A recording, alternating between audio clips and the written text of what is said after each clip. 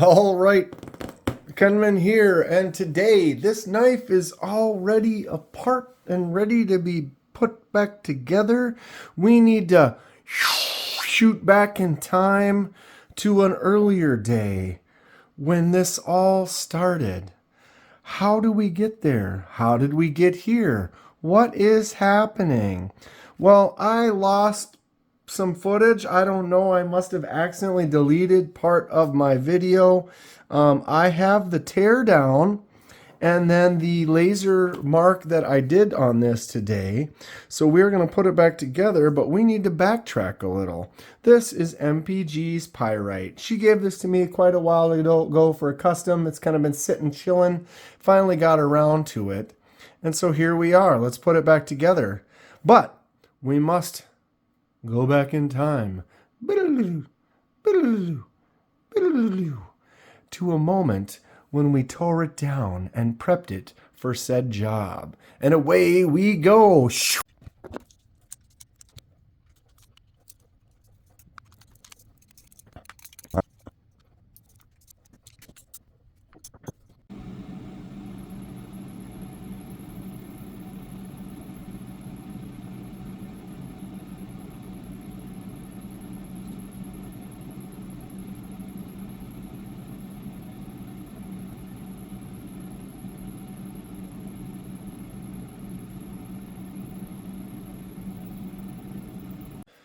And welcome back to the present. We have it all done. That laser mark Pyrite dragon scale. Tell me that doesn't look cool.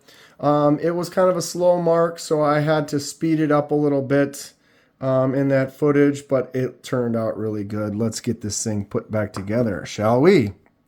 Okay, we're going to start with this side here.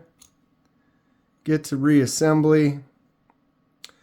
These button locks are not the easiest to do. Sometimes they can be a little tricky when you got a spring and tension going on.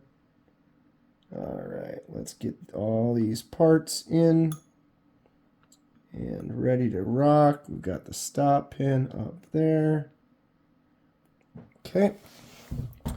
And the tricky part. Okay, so the spring goes down in that hole there. All right. And then the button kind of gets stuck on the blade. So you really want to put the button wedged or, kind of into that groove and then bring them both down and on at the same time, making sure that spring goes into the center. And I lost the blade. I need to come back up. Keep the button in with the blade as you bring it down. There it goes. So I got it. So right now the blade's kind of helping hold that button in position. Stop pin fell off. With the spring putting tension on there, you got to be careful because if you slip, that could go boing and shoot off. So we're going to drop the button through there quick. And then we need to, this is going to be the tough part, is all the clickety clacks in there. What am I missing?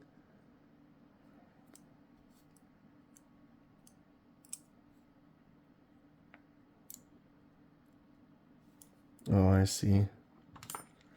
Button needs to go down just a little.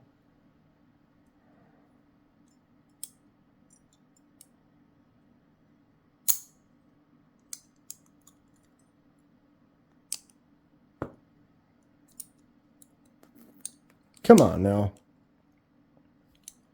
Why is that being so difficult on me today? All right. Back this off. Spring. Button.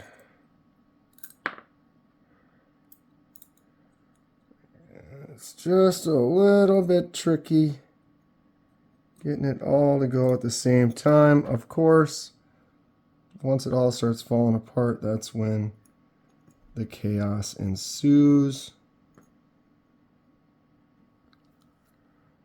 All right, get that button wedged.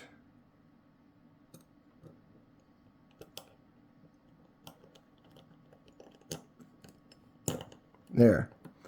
Okay, we are fully in. What happened to my other? Oh, it's right there. Okay. Hold on that button.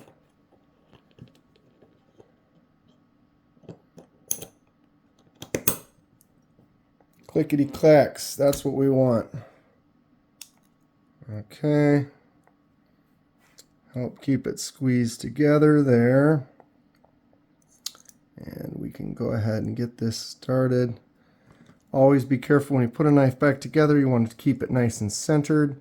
So you have to be careful when you're kind of reassembling. Pay attention to that. If it was centered when you took it apart, then you should be able to recenter it.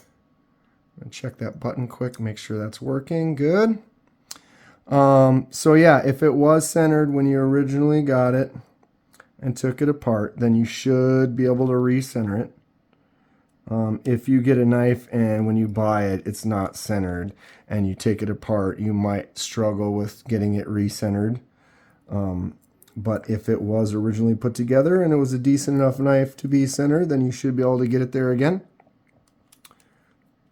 All right, get these kind of pinned in there to hold it together. And I am a lefty, so my clip goes on this side. And Meredith is a righty, so she will get hers over here. I can put that one on this side quick. Get that to kind of catch.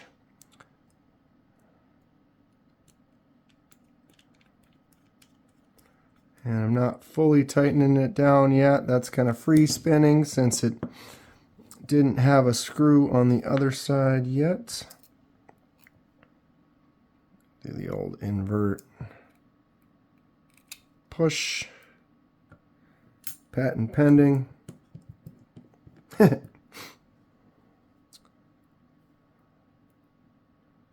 not be able to drop. It worked. Sometimes gravity works against you. I'm not a big fan of magnets on drivers. Sometimes they get more in the way than not. Sometimes they work just fine. All right, we're going to crank this down. I like to make the pivot nice and tight. Not so tight that it'll be hard to loosen, but just make sure it's nice and tight so that you can loosen it a little when you're adjusting. And then we'll go back and tighten everything else down. I like to go back and forth to both sides a couple of times just to make sure it's evenly tightened and nice and taut. Sometimes when two screws are kind of working together on the same thing, you get one tight and it might loosen up the other one, especially on a pivot like this when they're, or not a pivot, I'm sorry, pocket clip. When they're right next to each other, I get that one tight and then that gives a little pressure off of this one. And then you go back, just kind of hit them both a couple of times, make sure you're nice and good. And now we are there. Except for the blade is now way too tight. Give that a little crank loose. Blade's in the center. Boom. Want it to be solid when it's open. It's a little bit loose. Crank it back down. Nice and solid. There it is. Flicks out, drops.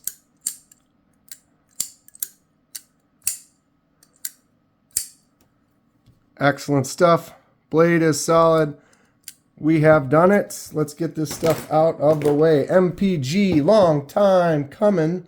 Pyrite action. This is what a pyrite looks like before. And this is what it looks like after. Boom. Dragon scale pyrite complete. Flicks out nice. I'm not good with my righty. Pyrite is an awesome knife.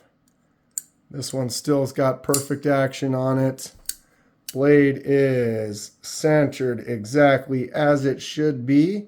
Let's get a little walkthrough of this thing.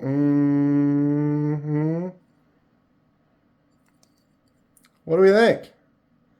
Another one in the books for the KDK Customs. Gonna send this back to MPG. She's got a channel. She'll probably be doing an unboxing, little showcase of this pretty soon, so watch out for that. I love pyrites. The standard pyrite is a fantastic one. Little custom work here. Kind of unique, interesting look. What do we feel about it? I'm happy. I hope she's happy. She liked it in the live today, so we should be good. All right. Stay sharp. See you soon.